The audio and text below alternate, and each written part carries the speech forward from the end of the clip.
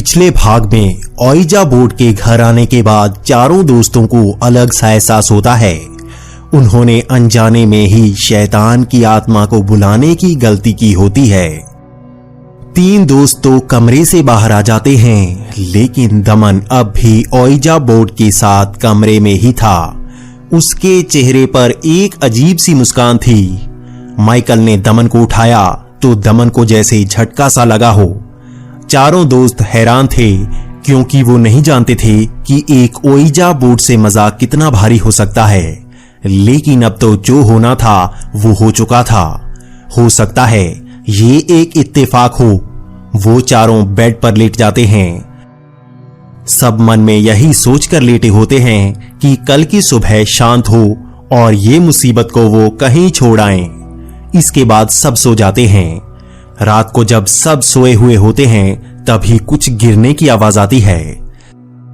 सबसे पहले दमन उठता है, लेकिन जब दमन उठकर देखता है तो राजीव, सुशांत और माइकल उसे घूर रहे होते हैं। दमन को बहुत ही अजीब सा लगता है।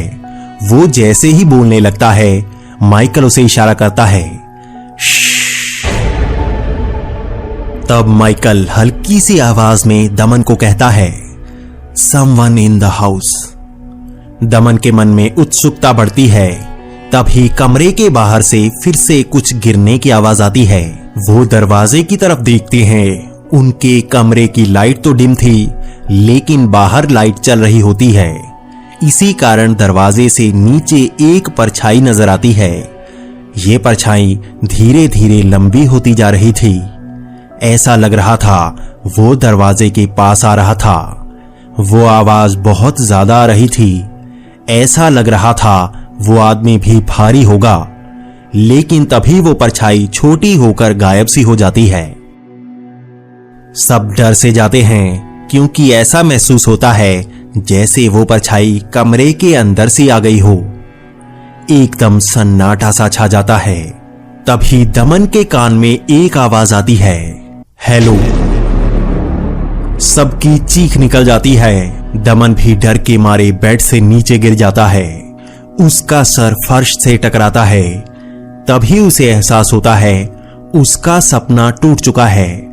दमन की सांस फूली होती है, लेकिन सूरज की किरणें उसके चेहरे पर पड़ रही होती हैं। सुबह हो चुकी होती है। इसे देखकर उसे डर थोड़ा कम होता है। दमन उठकर किचन में जाता है।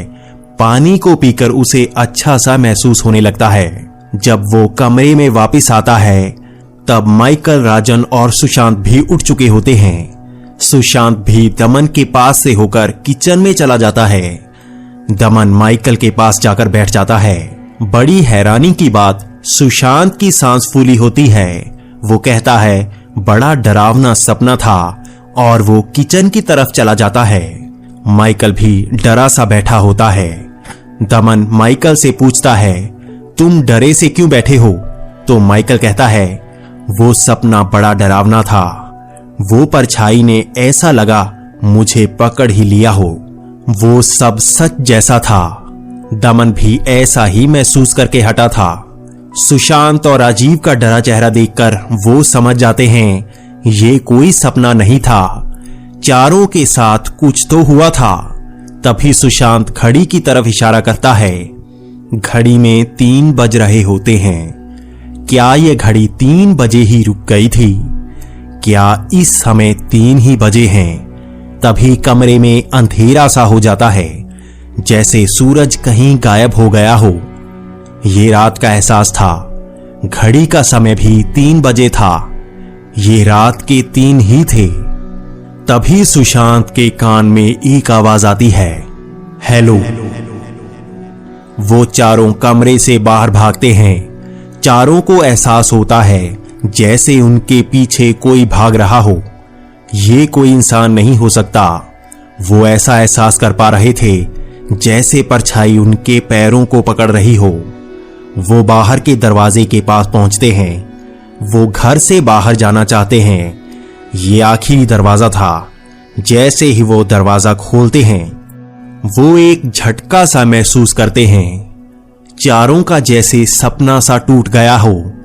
वो उसी ओइजा बोर्ड के चारों तरफ बैठे होते हैं। सामने लगी घड़ी पर समय 10 बजे का होता है। वो एहसास चारों की आंखों में दिख रहा था। वो बंधक बनने का एहसास था। वो जान चुके थे वो ना तो भाग सकते थे ना बच सकते थे। वो डर को नहीं बल्कि ना बच पाने का एहसास जान गए थे। उनको उसी ओइजा बोर्ड से जवाब चाहिए था। वो दोबारा उस बोर्ड पर उंगली रखते हैं। उनका अब सिर्फ एक ही सवाल था जिसका जवाब उनको चाहिए था कि वो आखिर क्या चाहता है। जवाब फिर से वही, YOU।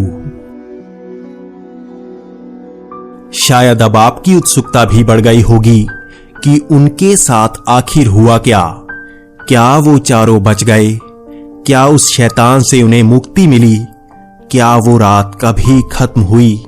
शायद इसका जवाब मैं ना दे सकूं, लेकिन बॉस्टन में एक घटना हर कोई बताता है। जब 3 इंडियन घर में कोमा में पाए गए थे, वो कभी कोमा से बाहर आ ही नहीं पाए। माइकल का वजूद किसी को नहीं पता। ना तो उसकी तस्वीर किसी के पास है, ना ही उसकी याद किसी के दिमाग में।